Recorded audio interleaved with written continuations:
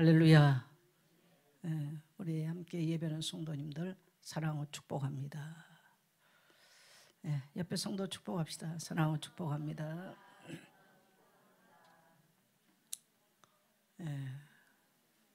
가을 국화향이 참 지극하고 향기롭죠.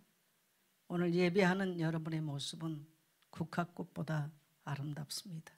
우리 옆에 성도를 그렇게 축복합시다. 성도님은 국화꽃보다 아름답습니다.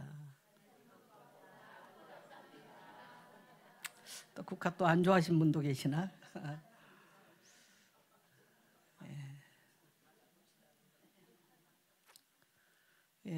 구박하지 마세요, 장로님을.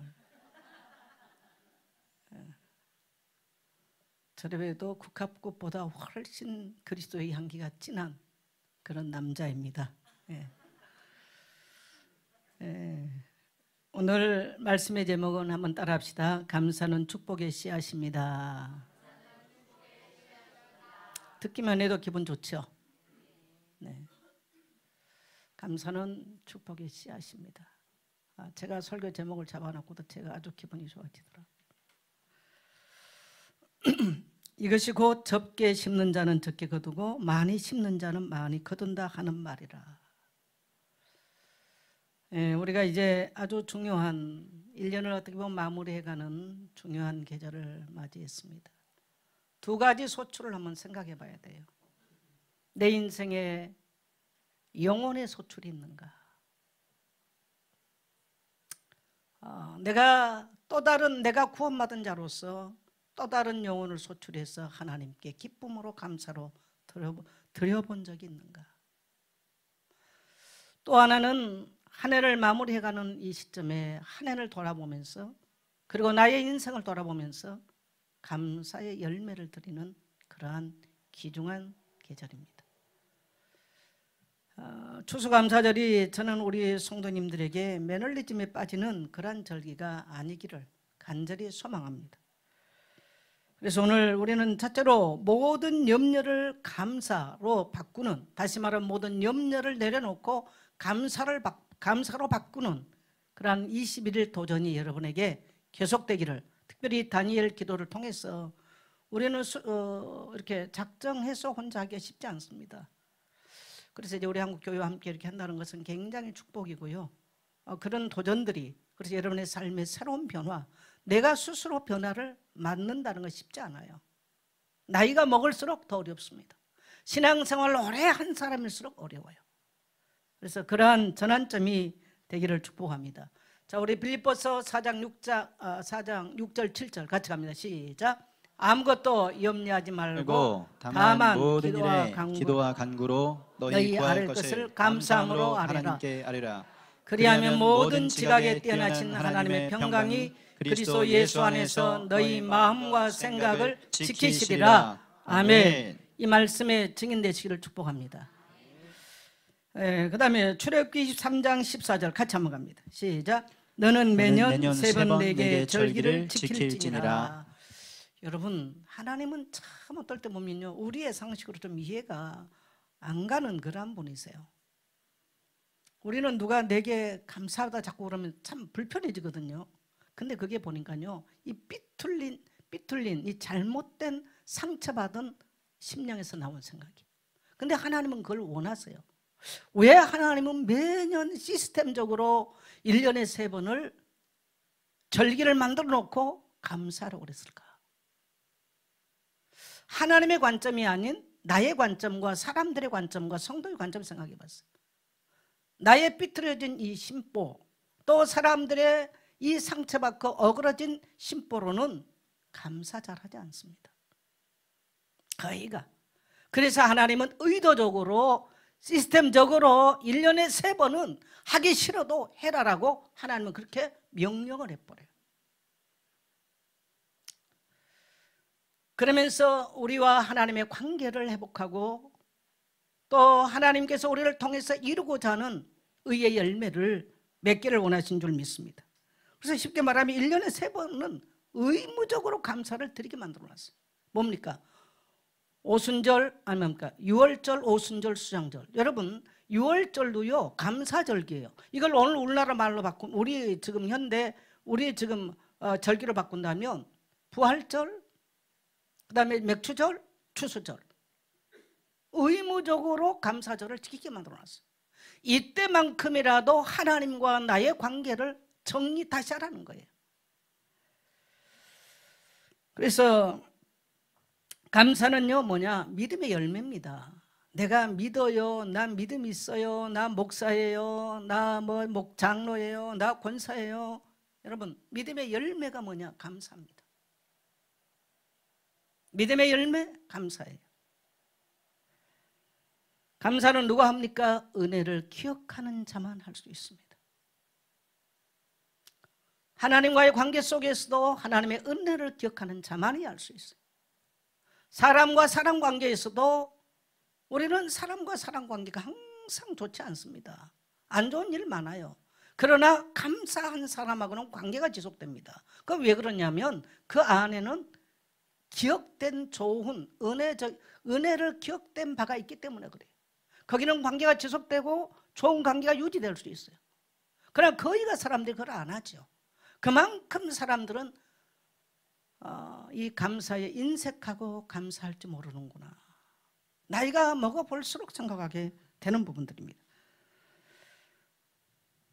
여러분 귀신을 쫓아내고 병자를 고치고 엄청나게 설교를 하고 대단하게 목회를 하고 많은 전도를 하고 또 나와서 찬양을 하고 뭐 찬양 콘서트를 하고 별의별 거 이거 하기 쉬워요. 근데 뭐 하기가 어렵냐? 감사하기가 훨씬 어렵습니다. 저는 수십 년 설교를 했는데 부끄럽습니다. 설교하는 것보다 감사하는 게 더 어렵다는 생각이 들었습니다. 많은 귀신 들린 자들을 치유해 봤습니다. 그것보다 감사가 훨씬 어렵다는 걸 알았어요. 문제가 오고 사건이 오고 어려움이 올 때 얼마나 불신앙으로 돌아가고 불평을 하고 원망하고 낙심 가운데 빠졌던 때가 얼마나 많았던가.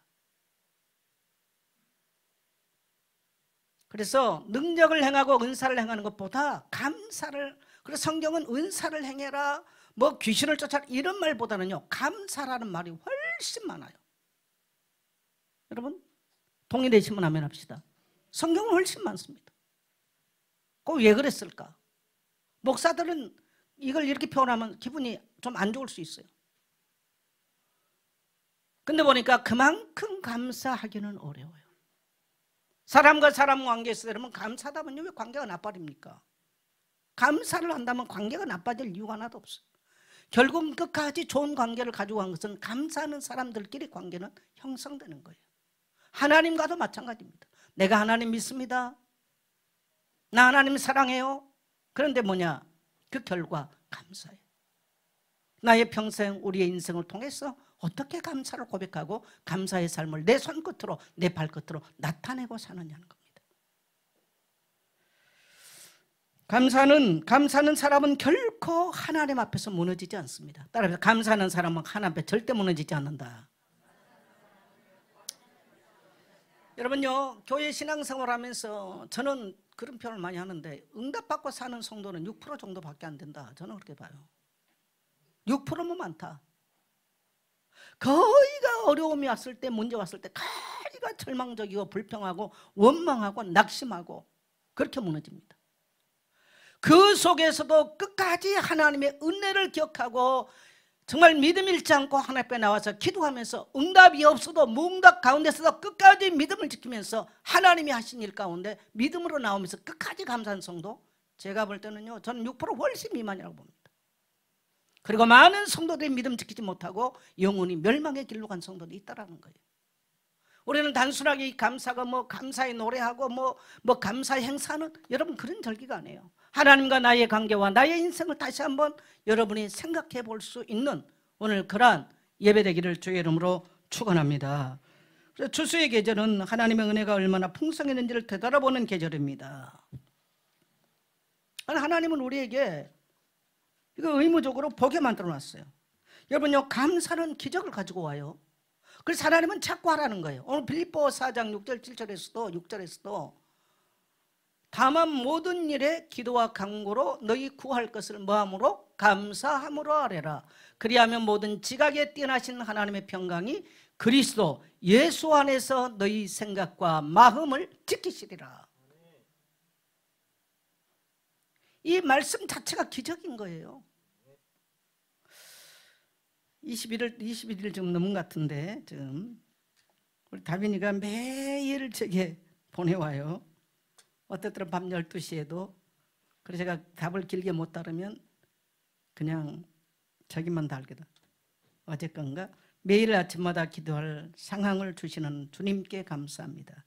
전에는 눈 뜨자마자 염려하고 걱정했는데 염려할 일이 생기자마자 주님께 기도하는 저를 발견하고 화가 나는 일이 있으면 찬송이 떠오르고 염려들이 무겁게 느껴지지 않고 주님께 피할 수 있게 해주심에 감사를 느끼는 오늘이었습니다. 저는 너무 길게 굳혀져서 제가 읽기도 좀 힘들고 그래서 그냥 구체적으로 그렇게 길게 내하게 안 보내도 된다. 너는 당연히 뭐 써놓겠지만 이제 짧게. 근데 어쨌든 매일 여기를 보내준 게 저도 굉장히 은혜가 되고 저를 돌아볼 수 있고 또 어쨌든 우리 이렇게 다음 세대들이 하나님의 약속의 말씀을 붙잡고 신실하게 아침부터 뭐 직장 나가서 천장 아닙니까? 직장에 일하는 사람들 새벽까지 직장 나갔다 밤늦게까지 뭐 직장 나가서 무슨 좋은 일만 있겠어요. 그럼에도 불구하고 이렇게 한다는 것이 참 제가 감사합니다. 이렇게 말씀에 순종해 준 우리 다음 세대가 있다는 것이 감사해요. 여러분 반드시 감사는 기적을 만들어 가져옵니다. 자, 고린도후서 9장 6절 갑니다. 시작. 이것이 곧 적게 심는 자는 적게 거두고 많이 심는 자는 많이 거둔다 하는 말이로다. 여러분 감사는요 심고 거둠의 법칙이에요. 사람들이 은혜와 심고 거둠의 법칙을 착각해요. 따라합시다. 구원은 은혜입니다. 그냥 전폭적으로 하나님의 은혜예요. 여러분 상급은 내 삶의 결과로서 오는 겁니다. 내가 하나도 심지를 않았는데 열매 난다. 여러분 자 들녘에 한번 가보세요. 많은 추수를 했을 겁니다. 농부가 심었나요? 그냥 하나님이 주셨나요? 대답해 보세요. 헷갈릴 거야. 하나님 맨날 교회 뭐 은혜라고 그랬는데 심지 않아도 그냥 하나님의 은혜로 다 해주신 거 아닌가? 그걸 뭐라고 말하냐? 광신자라고 그래요. 광신자는 심지 않고 하나님의 은혜로 다 주실 거야. 광신자입니다. 또 어떤 사람은 어떻게 하느냐? 하나님 아예 의지하지도 않아. 열심히 치만 해. 하나님 그거 원치 않아요. 우리는요 내가 땀 흘려 수고하고 심고 하나님 심었습니다. 하나님이 열매 맺게 해주세요. 좋은 햇빛 주세요. 또 비를 주세요. 바람도 주세요. 하나님의 도우심을 구하는 거예요. 그때 하나님은 축복하십니다. 내가 아무 일 하지 않고 하나님 돈 보따리 주세요. 세계 선교하겠습니다. 주신 적이 없습니다. 열심히 땀 흘려 일하고 수고하면서 나의 손끝으로 또 다른 사람이 베풀고 선교 예물도 드리고 우리가 또 중학교 선교하자니까 드리는 거예요. 그러면서 하나님 나의 이 부족하고 빈약한 나의 손길을 하나님이 축복해 주세요 라고 할 때 우리 하나님은 거기에 개입하신 줄 믿습니다. 이게 정상적인 그리스도인이에요. 저는 광신자를 원하지 않습니다. 우리 교회에 광신자 없기를 축복합니다. 또 불신자와 똑같은 그런 성도 하나님 전혀 의지하지 않아. 심지도 않고 아예 하나님의 도우심 바라지도 않아. 그런 신앙은 아니죠. 그래서 오늘 고린도 교회에게 지금 바울이 서신을 통해서 여러분 적게 심는 자는 당연히 적게 걷는 거예요. 우리 그리스도인들은 이 자연의 법칙, 이 놀라운 법칙 이것을 따라합시다. 영적 법칙도 동일하다. 영적인 법칙도 동일한 거예요. 우리 대한민국 왜 이렇게 잘 살았어요? 왜 이렇게 잘 삽니까? 정치인들이 잘 삽니까? 여러분 죄송합니다. 여지까지 정말 훌륭한 정치인이 없어요. 다 파갈러 놓고 서로가 뭐 이렇게 내세우는 것이지. 그러나 우리 대한민국은 그러한 정치인들과 상관없이 우리의 믿음의 조상들이 땀 흘려서 수고를 하고 땀 흘려서 이 땅에 심었습니다. 어느 정도 심었냐? 선교사들이 와서요, 신학생들이 신학교 가서 뭐 열 몇 살짜리 뭐 중고등학교 못 갔던 사람들이 신학교를 가고 뭐 이렇게 해가지고요 가서 목회를 할 때 먹을 게 없는 거예요. 저는 어릴 때부터 똑똑하게 보았어요. 저희 고향 교회 교육자들만 먹을 것이 없으니까요, 몇 개월은 못 버티고 그냥 가는 거예요. 그런데 너무너무 가난했던 시절, 자기도 배 채우기 힘들고 자식들 뱃속에 밥 집어넣기 어려웠던 60년대 70년대 교회 성도님들이 성미 주머니에 매일 밥을 하면서 성미를 떠가지고, 자기도 밥 먹기 힘들었던, 쌀밥 먹기 힘들었을 때 성미를 모아서 주일날이면 교회 가져와서 쭉 교회 벽에 걸어놨습니다. 그걸 가지고 그거 먹으면서 목회자들이 목회를 하면서 이 땅에 교회를 세워내고 대한민국의 하나님의 정말 영적인 부국 강병한 나라를 만들어낸 줄 믿습니다. 이렇게 하나님의 은혜로 믿음의 조상들이, 신앙의 선조들이, 또 때로는 순교해 가면서 교회를 세우기 위해서, 말씀을 증거하기 위해서 목숨 걸을 때 성도들은 그들이 먹지 못하고 자지 못하면서 기도하고 먹지 못하면서 그들이 돈을 모아서 헌금을 드리고 또 먹지 못하면서 성미를 드리면서 교회를 세워낸 거예요.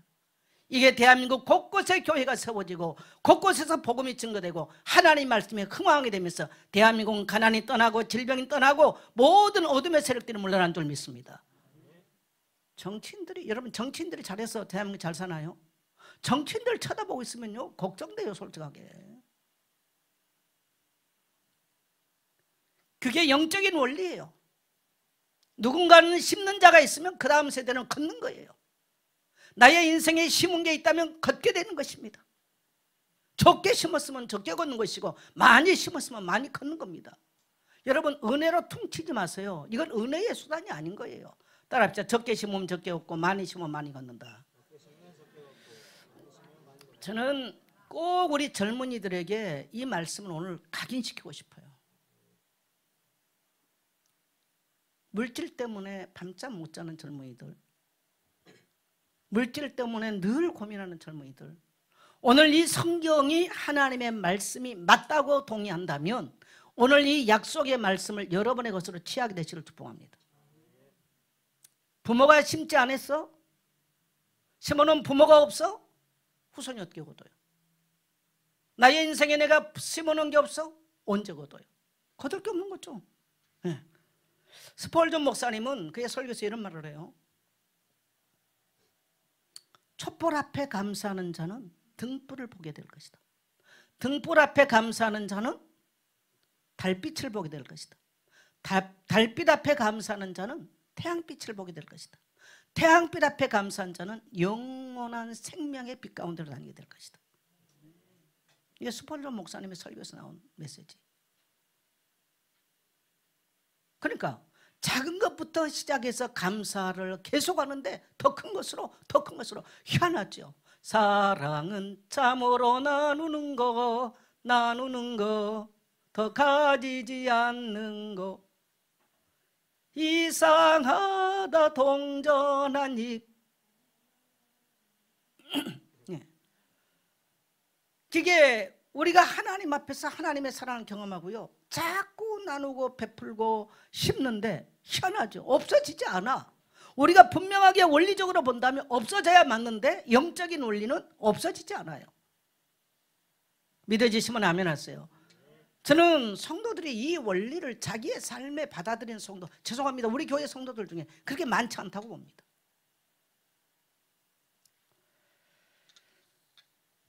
작은 것부터 기억하고 심으세요. 심는 것은 훈련입니다.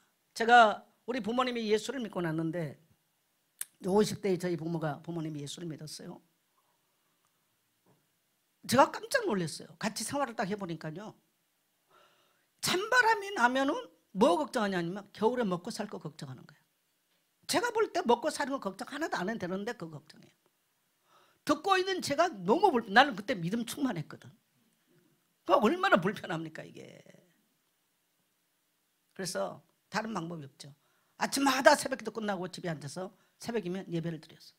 마태복음 6장 25절부터 아무것도 염려하지 마라. 그 말씀을 가지고 매일, 그래서 제가 저희 부모님께 심어라. 늦었지만 심어라. 매일 했어요. 그 염려를 없앤다는 게요, 안 쉽다는 걸 알았어요. 염려 안 해도 될 걸 늘 염려 끌어안고요. 옛날 어른들은 그냥 끌탕을 하시잖아요. 끌탕. 그냥 그건 대단한 것도 아니야. 먹고 사는 문제 늘 끌당하면서. 근데 그걸 많이 들었어. 젊은 날이니까 제가 얼마나 믿음이 충만했습니까? 부름받아 나서님은 뭐 그냥 주님이 나를 지구 끝까지 가라면 나 걸어서 갈 것 같은 이런 믿음이 충만할 때니까. 그런 부모님 보니까 너무 한심해가지고 아침마다 그러면 심으셔라. 그래 정말 의도적으로. 그래서 매주 감사헌금하기만 쉽지 않아요.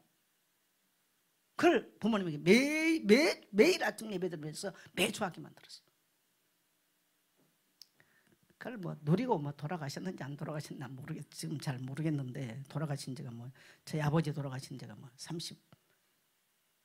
93년 돌아가셔서 33년 되셨네. 어쨌든 재산을 남겨놓고 가셨죠. 여러분, 원망, 불평, 낙심도 습관이 되고 훈련되고 그 결과로 가져와요. 심는 것도 훈련이에요. 수십 년 예수 믿어도 절대 안 심는 성도는 안 심습니다. 딱 그 사람 삶의 습관을 보면요, 안 돼 있는 사람이 있어요. 근데 보면 염려를 심고 불평을 심고 낙심을 심고 좌절을 심고 자꾸 이거 심어요. 그러니까 그 사람 인생 열매는 늘 그게 나오는 거야. 여러분, 지금 우리가 염려 내려놓기 도전 21을 하잖아요. 이걸 그냥 염려 없애, 이거 없애, 그렇게 생각하지 마세요. 우리 신앙 전체적인 이야기입니다. 이야기는. 저는 수십 년을 설교를 하고 목회를 해보니까요, 설교하는 것보다 훨씬 어려운 게 감사라는 걸 알았어요. 제가 옛날에는 제일 고난주간 되면 힘든 게 뭐냐, 사순절을 딱 지나면 말씀 묵상하면서 용서하는 게 그렇게 어려웠어요. 저는 제 인생에 가장 어려운 것이 용서라는 걸 알았어요. 근데 나이를 먹어볼수록 더 어려운 게 감사란 걸 알았어요. 입으로는 해요. 땡큐, 뭐 감사. 이거. 여러분, 그런 감사를 누가 못하겠어요. 그걸 말하는 거 아니죠. 제가 말하는 것은. 정말 내 인생 전체를 움직일 수 있는 이 감사가 성경에는 그렇게도 많이 나오는데 왜 그렇게 성경은 기록할까? 그만큼 인간은 그게 안 된다는 거예요. 감사의 반대로 살고 있다는 거예요. 그것은 하나님과 원수된 상태로 살고 있다는 얘기. 여러분, 하나님과 관계가 화목되면 제일 먼저 회복되는 게 뭔지 아세요? 감사가 회복되는 거예요. 기쁨이 회복되는 거예요. 맞습니까? 네. 그러면서 우리의 모든 가치관이 바뀌는 거죠. 예수 믿는 것은 가치관이 바뀌는 것이지 어떤 교회에 와 있다 이게 아닌 거죠. 그래서 저는 은사를 행하고 능력을 행하고 대단한 설교를 하고 그것보다 훨씬 어려운 게 귀신을 쫓아내고 뭐 찬양을 대단하게 하고 그것보다 어려운 게 저는 감사라는 거예요. 근데 오늘 이 말씀을 통해서요, 이 감사를 하게 되면 놀라운 것을 걷는다고 약속하십니다. 바울은 헌금을 심는 일로 표현합니다. 따라합시다. 헌금은 심는 것이다. 헌금은 심는 거예요. 여러분, 선교하는 나라가 잘 살아. 왜 그래요? 심어서 그래요. 저는 그래서 젊은 날 로마서 1장 10절 내가 헬라이나 유대나 다 내가 복음에 비친 자다. 그렇지. 난 나의 평생 복음에 피 갖고 살겠다. 딱 그렇게 결정했어. 그래서 내 소득의 11조 이상으로 나는 선교헌금 드린다. 지금도 그렇게 드려요. 1년이면 훨씬 제 11조보다 더 드리죠. 선교에 대해서. 또 가난한 자들을 언제든지 내 소득에서 내가 구제해야 될 대상을 언제든지 기억합니다. 얼마 전에 개신대학교 총장이 한번 식사하자고 연락이 왔어요. 그래서 가서 식사를 하는데 그 얘기를 하더라고요. 제가 그 수업을 할 때, 공부할 때, 대학원에서 공부할 때 목사님이 베풀어 주신 그 은혜를 자기가 생각이 됐다면서 생각이 나서 전화했다고. 그래서 식사를 하면서 어느 학생이, 유학으로 온 학생이 폐결핵이 왔어요. 근데 한국에 보험이 안 되잖아요. 한 400만 원이 필요한 거예요, 이 학생이. 그래야 병원에 가서 하는데. 그 학교가 이걸 다 해줄 수는 없지 않습니까, 학교가. 그게 이제 광고가 떴어요. 근데 그때 아마 이렇게 가을쯤 된 것 같은데 제가 1년에 구제비를 따로 이렇게 모아놓은, 옛날에 교회에다 헌금을 드니까 교수 다 써버리더라고요, 이거를. 그래서 제가 교회에다 안 드려요. 제가 따로 사용을 해요. 그래서 제가 딱 구별했어요. 고아와 과부와 나그네된 자와 병든 자. 이 네 사람 중에 해당되면 그 돈을 제가 모아놨다가 쓰는 거예요. 1년이면. 그러니까 어쨌든 이 사람은 나그네인데다가 병들었어. 그러니까 제가 주저해야 될 뭐 하나님 기도해도 할 필요도 없는 거죠. 그래서 400만 원 드렸어요. 근데 그 총장님이 그걸 기억하고 목사님 참 그런 학생들이 학교에 있었다니 참 감사하고 생각이 나서 식사 한번 하자고 오라고 했습니다. 그래서 여름 지나고 한번 제가 미국 가기 전에 한번 제가 식사를 한번 하고 왔어요. 저는 뭐 부끄러운 얘기죠. 사실 뭐 그런 걸 기억한다는 것도 부끄러운 얘기.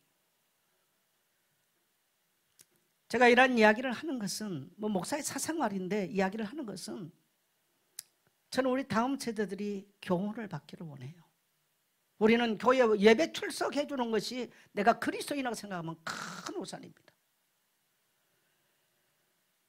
심는 것도 훈련이에요. 입술로 하는 것이 아니라 씨앗처럼 바울은 헌금이 바로 심는 것이라고 말합니다. 심는 사람은 수확을 기대하게 되어 있습니다. 수확은 단순히 물질이 아니라 하나님의 축복의 통로가 되는 기쁨이라는 것이죠. 1년 동안 감사를 얼마나 드려보았나요? 여러분 참 이래서 감사하다고 늘 부모가 감사하잖아요. 자녀는 자연스럽게 배워요. 부모가 분노하잖아요. 자녀는 자연스럽게 분노 배워요. 부모가 자꾸 남 원망하잖아요. 그러면 자녀도 상처가 배서요. 딱 자녀들 보면 그 자녀 속에요. 딱 상처가 드러납니다. 여러분 의의 열매를 향해서 감사를 심게 되시기를 축복합니다. 그래서 후손 앞에 심는 거예요. 자, 우리 시편 37편 25절 한번 가겠습니다. 내가 어려서부터 늙기까지 의인이 버림을 당하거나 그의 자손이 걸식함을 본 적이 없도다. 네, 여러분 의의 열매를 위해서 의로운 손길을 뻗쳤던 사람들, 그 후손이 이 땅에서 걸식함을 보지 못했다. 다윗이 고백인데 저는 이 말씀이 너무나 좋습니다. 우리가 하나님의 사람이 맞고 이 땅에서 의로운 일들을 향해서 손을 폈던 우리의 인생이 맞다면 하나님은 우리와 우리의 후손이 이 땅에서 남의 집에 돈 빌고 하고 돈 때문에 밤잠 자지 못하고 밤잠을 설치고 염려하고 근심하고 고통의 줄에 묶여 사는 일이 없게 한다는 거예요. 믿으시면 아멘 하세요. 네. 자, 그 다음에 인색하거나 억지로 하지 말라. 고린도후서 9장 7절 같이 갑니다. 시작. 각각 그 마음에 정한 대로 할 것이요 인색함으로나 억지로 하지 말지니 하나님은 즐겨내는 자를 사랑하시느니라. 네, 여러분 이제 어떤 성도들은 추수감사절 목사님은 헌금하라고 하는 이야기지. 네, 맞습니다. 맞아요. 우리가 1년에 2번 소출을 해야 돼요.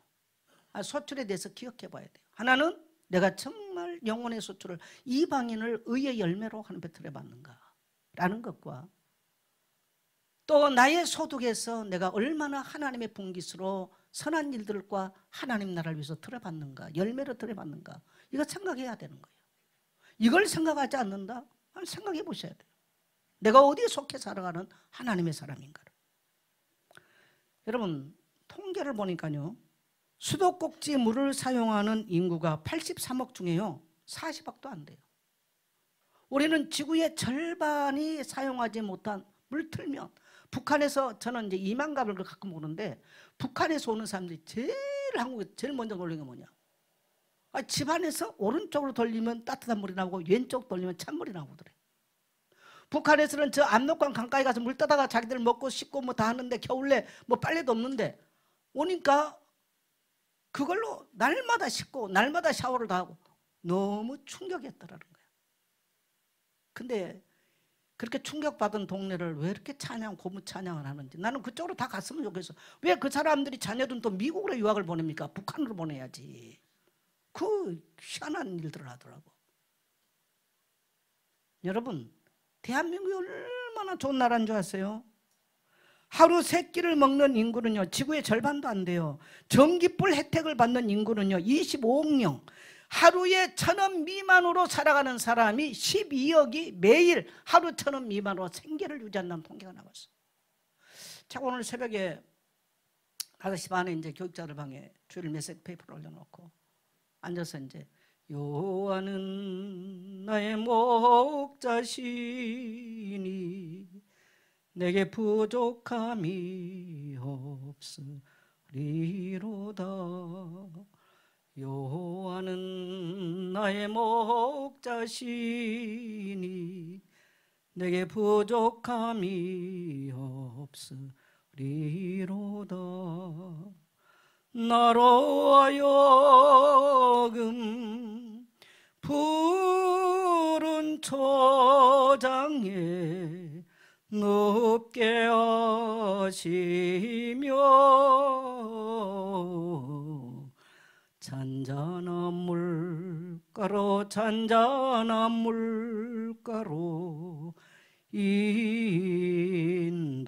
인도하시도다. 이 찬양을 몇 번 부르니까 얼마나 은혜가 되는지. 아침에 6시 반에 아침 식사를 하려고 계란을 굽고 또 두부가 있어서 두부를 좀 이렇게 끓이고 또 따뜻하게 누룽지를 먹고 따뜻한 누룽지를 끓이면서 내가 먹기 위해서 아침 새벽부터 따뜻한 음식을 내가 준비를 하고 끓일 수 있다는 게 얼마나 갑자기 감사가 되는지. 너무 눈물이 나는 거예요. 너무 감사해서. 그래서 아침에 7시에 앉아서 식사를 도둑하게 하고 나니까 교회 올라오면 또 시간이 아직 많이 남아있어. 내가 목사가 일찍 와서 설치면요, 누가 불편해? 부교육자들이 불편해요. 그러나 일찍 안 오거든요. 딱 9시 한 반쯤 와요. 그래서 이제 하기 전 맨발 벗고 가서 1시간 걷고 들어갔어. 지구상에는 지금 하루 3끼를 먹지 못한 사람이 너무 많아. 1,000원 미만으로 살아가는 사람이 너무 많아. 그런데 계란 2개를 따뜻하게 아침에 후라이를 하고 또 따뜻한 누룽지를 고소하게 먹기 위해서 누룽지를 끓이고 내가 나의 아침 식사를 챙겼는데 너무 하나님의 은혜가 감사한 거예요. 여호와가 나의 목자가 되셨어. 늘 푸른 초장으로 쉴만한 물가로 나의 주님이 나의 삶을 인도하고 계시는구나. 눈물이 나도록 너무 감사한 거예요. 여러분, 뭐가 그게 대단한 음식도 아니고 대단한 일상도 아닌 거예요. 너무 감사했어요. 여러분, 우리는 감사가 무슨 뭐가 대단한 겁니까? 여러분, 삶에 집착하지 마세요. 우리는 나그네 일 뿐이에요. 다 지나가는 거예요. 사람에게도 집착하지 말고요, 물질에도 집착하지 말고요, 여러분의 특히 우리 젊은이들 그 어떤 것도 집착하지 마세요. 따라합시다. 나그네에 불과하다. 나그네에 불과한 거예요. 다 지나가는 것들이에요. 우리가 이 땅에 살면서 나를 이 땅에 보내시고 저 멸망 가운데서 나를 건지시고 그리스도의 십자가의 보혈로 의롭다인 쳐 주셔서 이 땅에 살 동안에 나의 인생의 선한 목자 되시고 주인 되신 하나님을 알고 그 하나님의 은혜 속에 살게 하는 것이 얼마나 큰 은혜인지 모르겠어요. 내가 만일에 그 하나님 몰랐다면 어떻게 살겠어요? 내 인생이 어디에서 와서 뭘 해야 되고 어디로 가야 되는지 알지 못하고 그냥 분주하게 살다 끝나는 거예요. 오늘은 돈 벌다가 내일은 뭐 쾌락 좀 즐기다가 내일은 뭐 좀 하다가 이러다 인생 끝나는, 염려 좀 하다가 낙심 좀 하다가 그러고 끝나는 거예요. 그러고 봤더니 이제 인생 종치냐 땡땡 오라고. 그렇게 살다 끝나면 어떻게 되겠어요? 여러분, 그래서 우리는 우리의 인생을 매일 체크할 때 따라합시다. 감사할 것밖에 없습니다. 하나님께서 내게 베푸신 은혜를 기억할 때 자연스럽게 별거 아닌데도 감격이 되고 감사가 되는 거예요. 우리의 삶에 감사할 이유가 얼마나 많은지. 우리는 하나님의 손길을, 특히 우리가 인생의 위기를 만났거나 또 질병을, 그래서 저도 보니까 늘 골골, 그래서 저를 아는 사람 다 소문났어. 아, 죽은 줄 알았더니 또 살아나고 이런 것들 너무 많이 겪어와가지고 너무 감사한 일이죠. 그래서 감사하는 게 이렇게 어려운 거였구나. 그게 깨달아지는 거예요. 감사하는 게 이렇게 어려워. 감사는 하나님의 능력을 경험하게 합니다. 자, 고린도후서 9장 8절 11절 같이 갑니다. 시작. 하나님이 능히 모든 은혜를 너희에게 넘치게 하시나니 이는 너희로 모든 일에 항상 모든 것이 넉넉하여 모든 착한 일을 넘치게 하게 하려 하심이라. 기록된 바 그가 흩어 가난한 자들에게 주었으니 그의 의가 영원토록 있느니라 함과 같으니라. 심는 자에게 씨와 먹을 양식을 주시는 이가 너희 심을 것을 주사 풍성하게 하시고 너희 의의 열매를 더하게 하시리니 너희가 모든 일에 넉넉하여 너그럽게 연보를 함은 그들이 우리로 말미암아 하나님께 감사하게 하는 것이라. 네. 여러분, 감사는 하나님의 능력을 경험하게 만드는데요. 감사는 첫째로 뭐냐면 넘치게 만들어요. 8절에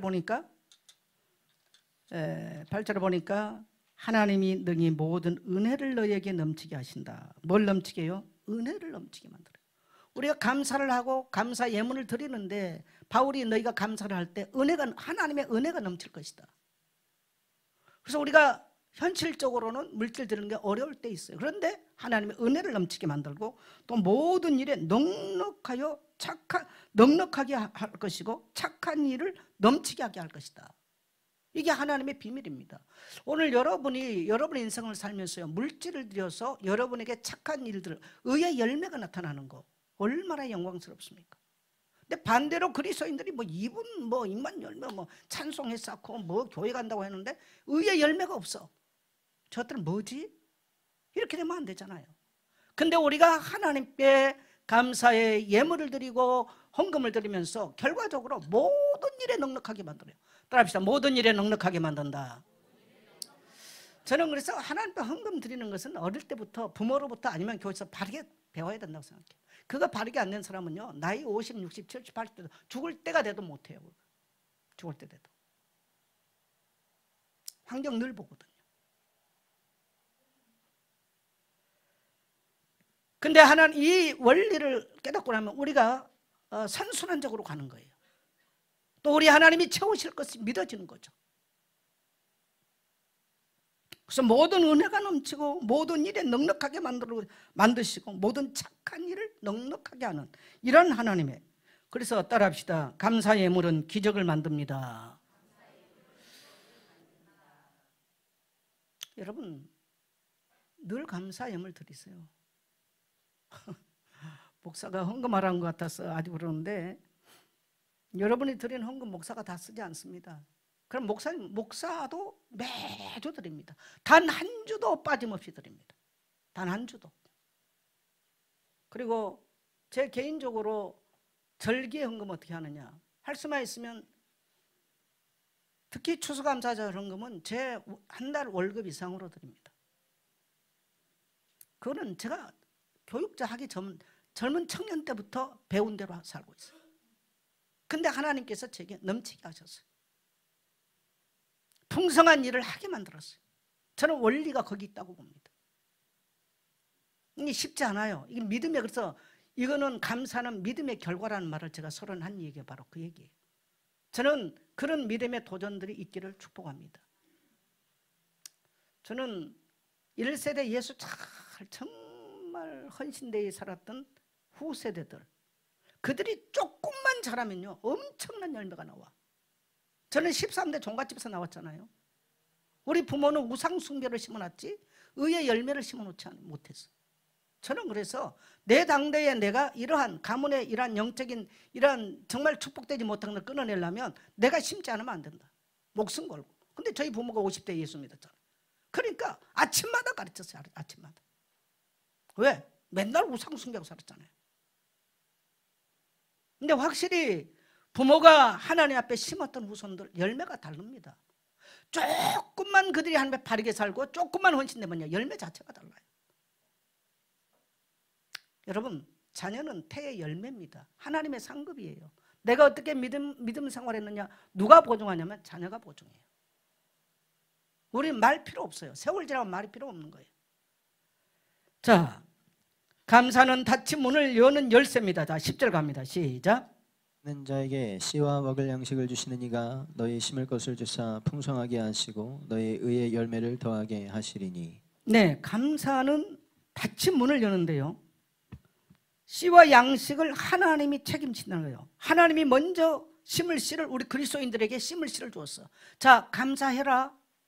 제도적으로 만들어 놓고요, 우리에게 아주 작은 것부터 심는 훈련을 시키는 거예요. 근데 여기서 이 제도에서 싹 빠져나가? 그러면 그 사람은 이 하나님의 법칙 속에 들어오지를 못하는 거예요. 제가 설교 어렵게 하나요 지금? 안 어렵죠? 쉽죠? 알아듣죠? 네. 그래서 씨와 양식을 하나님이 책임지십니다. 우리는 이 하나님의 약속의 말씀을 믿게 되시기를 주의 이름으로 축복합니다. 우리가 헌금하거나 나눈 것도요, 하나님이 먼저 주신 은혜에 불과해요. 내게 아니에요. 그래서 우리가 주는 자가 아니죠. 하나님께서 주신 것, 우리는 청지기에 불과합니다. 또 심을 것을 하나님이 주십니다. 먹을 양식을 주시죠. 심을 것을 하나님 주십니다. 하나님은 우리에게 심을 수 있도록 씨를 하나님이 주세요. 그래서 언제든지 저와 여러분의 소득에는, 따라합시다, 심을 수 있는 씨가 있다. 저와 여러분의 소득에는 그게 있음을 기억해야 돼요. 선한 일을 위해서, 의의 열매를 위해서, 하나님 나라를 위해서 심을 씨가 있음을 기억하고 심을 때, 믿음으로 심는데 거기는 최하 얼마 나와요? 30배, 60배, 100배. 여러분, 이런 세상에 이율이 어디 있습니까? 이런 이율이 없어. 근데 사람들 어디 갖다 투자, 어디 갖다 심냐? 주식에서 날리고 뭐 이상에서 날리고 다 그렇게 날려. 그럼 교회 와서는요, 한 푼도 없는 인생을 살아. 교회 와서 바르게 가르쳐 준대도 안 해. 자, 의의 열매를 하나님이 더하시죠. 의의 열매를 풍성하게 하신다는 거야. 우리가 하나님께 받은 것을 감사함으로 심을 때 그 결과는요, 단순한 물질적 보상이 아니라 의의 열매, 하나님의 영광과 선한 영향력. 그리스도인들이 인색하면 선한 영향력이 없어요. 사람은 전부 다 이익 중심입니다. 근데 기독교인들이 인색해. 어디 가서 누가 그 사람하고 상대합니까? 무슨 기만이 쓰라는 얘기는 아니에요. 우리가 어려운 상황이나 어디 가서 봤을 때요, 조용하게 우리 그리스도인들이 지갑을 열고 호주머니 연다. 이거는 1년, 2년이 지나고 시간이 지나가면 알게 되어 있는 거예요. 선한 영향력을 미치는 거죠.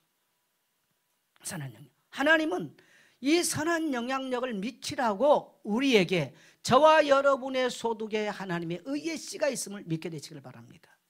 따라합시다. 내 소득에 하나님의 의의 씨가 있다. 내 소득에 하나님의 의의 씨가 있어요. 이게 믿어져야 돼요. 이게 깨달아져야 돼요. 이게 그리스도인의 삶의 비밀이에요. 이것이 궁핍과 곤란함을 몰아내는 방법이에요. 감사할 때 하나님은 더 많은 것을 우리에게 맡기십니다.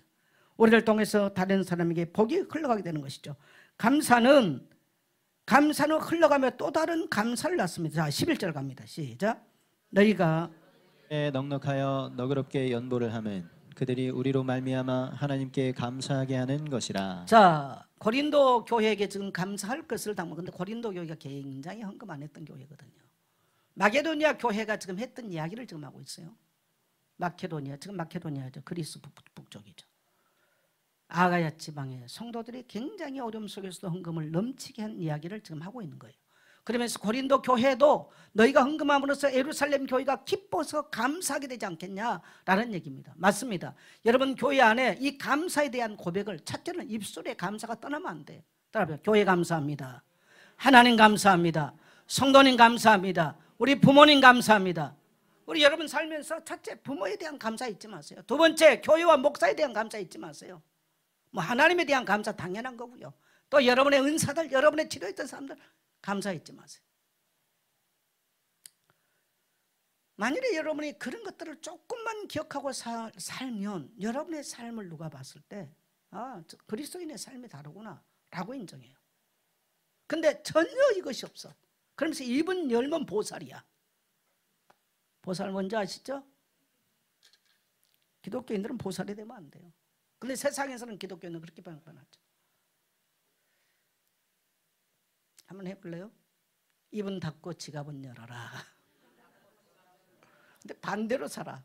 입은 열면 보살인데 지갑은 굳건히 문이 닫혀 있어. 어디 가서. 참 좋은 모습. 근데 또 목사래, 또 권사래, 장로래. 보기 안 좋습니다. 그런 모습들. 세상에도 베풀 줄 알아야 돼요. 몇 년 동안 우리 교회 매월 첫 주에 플로잉을 하는 주일이었는데 어느 시점에 안 했는데 제가 요즘 다시 느낍니다. 다시 시작해야 되겠다. 나눈 걸 안 하니까 아무도 나누지를 않아요. 그래서 12월 첫 주부터 다시 플로잉 하겠습니다. 별로 아멘 안 하시네. 여러분요, 가정에서도요, 부모가 감사하다고 그러잖아요. 자녀들은 잘 몰라요. 계속 감사하면 자녀들은 지들도 모르면서 막 감사해요. 이게 흘러가는 거예요. 근데 불평하잖아요. 여러분 자녀들 가슴속에 상처와 분노 심지 마세요. 저희 아버지가 옛날에 술을 잡수면요, 옛날에 상처받았던 얘기 술만 잡수면 하시는 거예요. 아버지가 그 사람들 이름 우리 집에서 어떻게 했던 거 이런 이야기를 한 거예요. 제가 다 기억한다니까요. 만일에 제가 예수 안 믿었으면 분노가 가득해가지고요, 상처가 가득했을 거예요. 예수 믿고 씻어낸 게 이 정도지. 근데 부모가 계속 집안에서 만일에 교회를 다니면서 교회에서 상처받은 얘기 계속한다, 그 자녀는 영원히 떠납니다. 지옥을 향해서 가는 거예요. 그런데 감사를 해요. 별것도 아닌데 그런가? 그런가? 선생님들의 여러분 감사해 보세요. 여러분 자녀가 학교 선생님을 잘 들어요. 근데 막 선생님들의 오늘날 얼마나 부모들이 합니까? 누가 선생님 존경합니까? 그 결과 오늘날 어떻게 됐어요? 선생들은 지식을 파는 지식 장사꾼은 끝났고 자녀들은 이 땅에 인생에 스승이 없는 그러한 비극을 지금 맞아버렸어요. 대한민국은요. 누가 만들었어요? 부모가 다 만들었어요. 정말 심각한 얘기입니다. 이게 교회 아니든 교회 밖이든 똑같습니다. 여러분 감사할 줄 아는 성도 되십시오. 감사하는 사람 되십시오. 감사하는 국민 되십시오. 감사하는 시민 되십시오. 네, 대한민국 너무너무 좋은, 저는 세계 다 다녀보잖아요. 너무너무 감사거리 많은데요, 늘 갈라치기 하면서 이상하게 다 만들고요. 여러분 기업을 하기 위해서 얼마나 기업인들이 고생 많이 합니까? 그래서 기업 세워놓으니까 가서 맨날 노조해가지고 기업 다 망을 다 쫓아내고, 그럼 다음에 이제 뭘 먹고 살려고 그러는지 모르겠어요. 이해가 안 되는 게 벌어져. 이해가 안 되는 게. 여러분 성경이 가르치는 대로 가면 돼. 따라합시다. 감사하겠습니다. 감사하세요. 그래서 그러면 추수감사절 헌금 얼마 하면 되느냐? 여러분 똑같이 하려면 뭐하러 맥주절 지켜라, 추수감사절 지켜라, 6월절 뭐하러, 하나님이 뭐하러 써놓습니까? 하나님 바보가 아니신데. 기억된 바가 달라야 돼요. 우리의 손끝이 달라져야 돼요. 저는 여러분에게 이렇게 말하고 싶어요. 여러분의 한 달의 소득이 적어도 하나님 앞에 추수감사를 드릴 수 있어라. 정말 그거 어렵다. 쌀 80kg가 한가마예요. 쌀 80kg 정도는 드려라. 나는 쌀 80kg가 얼마인지 모르겠어. 이렇게 제가 노골적으로 이야기하는 것은 저는 여러분의 모든 빈곤함이 깨지기를 원해서입니다. 오늘 하나님의 말씀이 약속의 말씀인 것을 믿고 여러분의 빈곤과 곤란함과 여러분의 궁핍함이 물러가고 그리스도로 인해서 의의 열매를 당당하게 맺고 살 수 있는, 그래서 선한 영향력을 미칠 수 있는 성도로 살기를 주의 이름으로 축원합니다. 결론적으로 말하면 여러분 후대 앞에서 심으십시오. 여러분의 후대가 열매 따먹을 수 있도록. 옛날에 실크로드에 인도에 불교를 배우러 스님들이 가는데 가면 계속 죽는 거예요. 왜? 그 길에 실크로드를 가면서 먹을 게 없잖아요. 먹을 게 없으니까. 그래서 이 고승들이 목에다가 과일을 목에다가 쭉 달매고 가는 거예요. 그리고 이제 물도 없잖아요. 이 실크로드를 계속 도전하는 거죠. 이 스님들이 가다가요 쓰러져서 죽게 될 때 이 씨앗들을 가슴에 안고 죽는 거예요. 이 씨앗들이, 이 열매들이 뭐 살구나 뭐 열매들이요, 이 스님의 자양분을 빨아먹고 나무가 거기서 자란 거예요. 그래서 거기에서 살구나무도, 우리가 사막 가면 살구나무들이 있어요. 실크로드 가는 길에 그래서 나무가 자라도록 만들어놨어. 이것을 기점으로 또 다른 스님이 인도, 물론 우리하고 지금 뭐 종교가 다르니까 뭐 다른 얘기입니다만은 그 길을 가도록 만들어 놓은 거예요. 우리가 정말 믿음의 씨를 안고 우리가 죽는다 할지라도 우리 후손이 우리의 시체를 통해서 나오는 열매를 바라보고 믿음의 길, 의의 길을 갈 수 있도록 우리는 그런 길을 가야 된다는 겁니다. 여러분 울더라도 눈물로 씨를 뿌리게 되시기를 축복합니다. 배가 고프더라도 다음 세대를 위해서 뿌릴 수 있는 여러분 되시기를 주의 이름으로 축원합니다.